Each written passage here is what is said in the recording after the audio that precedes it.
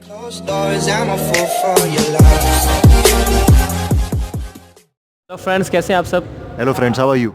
अच्छा दोस्तों, ये वीडियो जो है थोड़ा सा मतलब कि एक मतलब लेट ज़रूर हो गया हूँ। मैं लेट इसलिए हुआ हूँ कि समझ नहीं आ रहा था कि मैं वीडियो ये बनाऊँ कि नहीं बनाऊँ, क्योंकि यार मैं एक छोटा सा बंदा हूँ। हम या सादिक भाई भी ज़रूर मेरी इस बात से एग्री करेंगे कि हम लोग मतलब क्या, और दूसरा किसी की डेथ पे हम बात करना वैसे भी थोड़ा सा बड़ा मुश्किल हो जाता है। तो लेकिन मैंने कहा यार थोड़ा सा हमें भी ज़रूर बात करनी चाहिए। इतने बड़े स्टार, इतने बड़े लेजेंड थे, बल्कि थे नहीं हैं हमारे दिलों में, और उनकी मूवीज़ के थ्रू अभी तक वो हमारे बीच हैं और आगे भी रहेंगे। मैं बात कर रहा हूँ कादिर ख़ान साहब की, और जिनकी अभी रिसेंटली डेथ हुई है।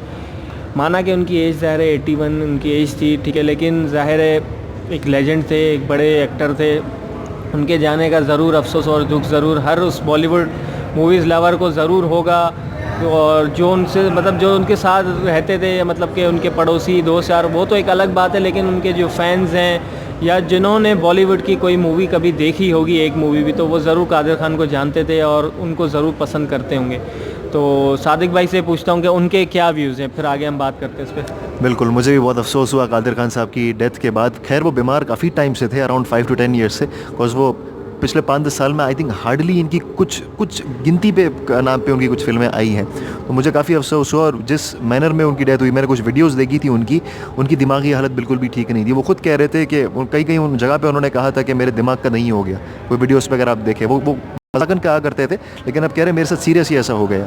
तो मुझे काफ़ी अफसोस हुआ था। उनको जो बीमारी हुई थी वो उसे कहते हैं पैरान्यूक्लियर पैल्सी, यानी ये अल्जाइमर और डिमेंशिया की तरह होती है, जिसमें इंसान को याद नहीं रहता, अपने वो फैमिली मेम्बर्स को भी भूल जाता है। तो जिनकी वजह से वो बिल्कुल उनको एक न्यूरोलॉजिकल प्रॉब्लम था विच वॉज वेरी अनबेरेबल। तो अनफॉर्चुनेटली उनकी हालत ऐसी हो गई थी, तो ऐसा लग रहा था कि कुछ चांस नहीं है उनका बचने का।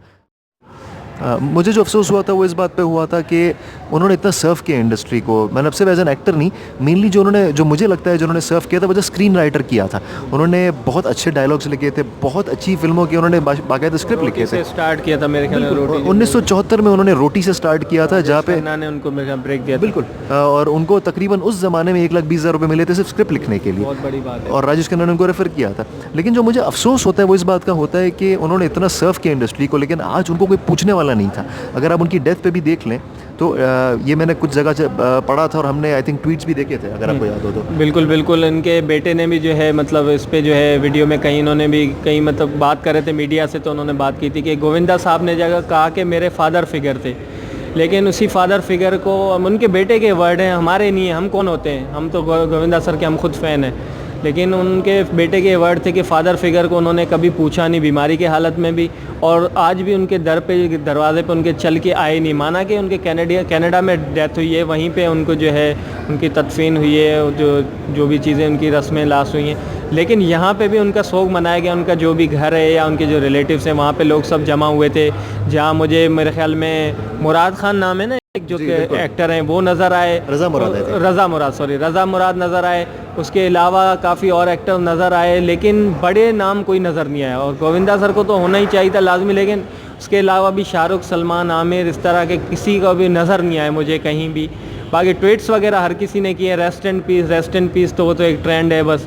उसके अलावा सबसे बड़ा अफसोस एक और चीज़ है कि कुछ लोग अपनी वीडियोस चलाने के लिए सिर्फ आज से 5-6 सालों से उनके खिलाफ, उनके बारे में फेक खबर चलाते रहे कि उनकी डेथ हो गई है।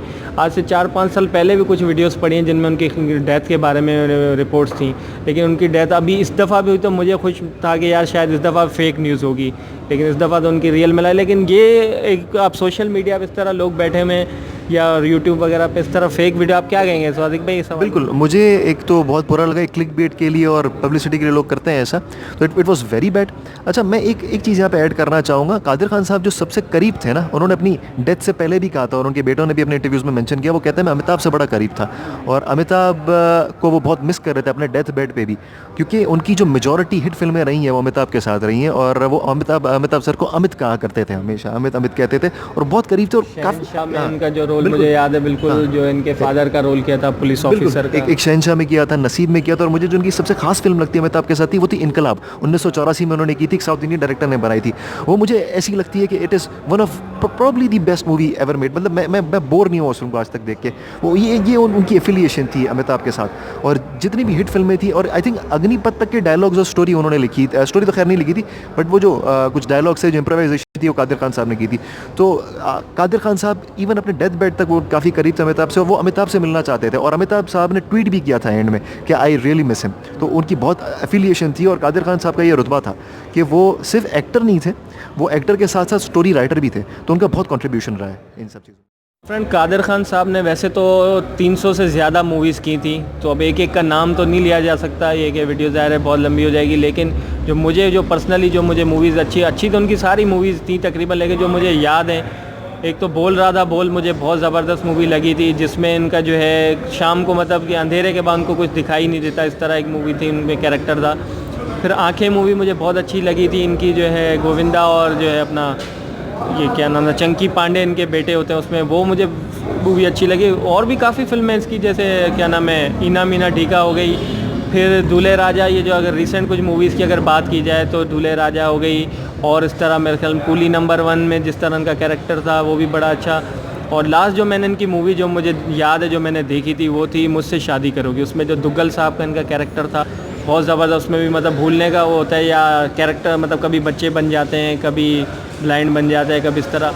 बार कहने का मकसद ये है कि वो ऐसी शख्सियत थे कि कोई ऐसा टाइम था कि जिस मूवी में कादिर खान नहीं हो तो मूवी का मज़ा नहीं आता था। मतलब एक ज़रूरत बन गए थे, हर प्रोड्यूसर हर जो डायरेक्टर इनको कास्ट ज़रूर करता था कि यार कादिर खान का होना लाजमी है।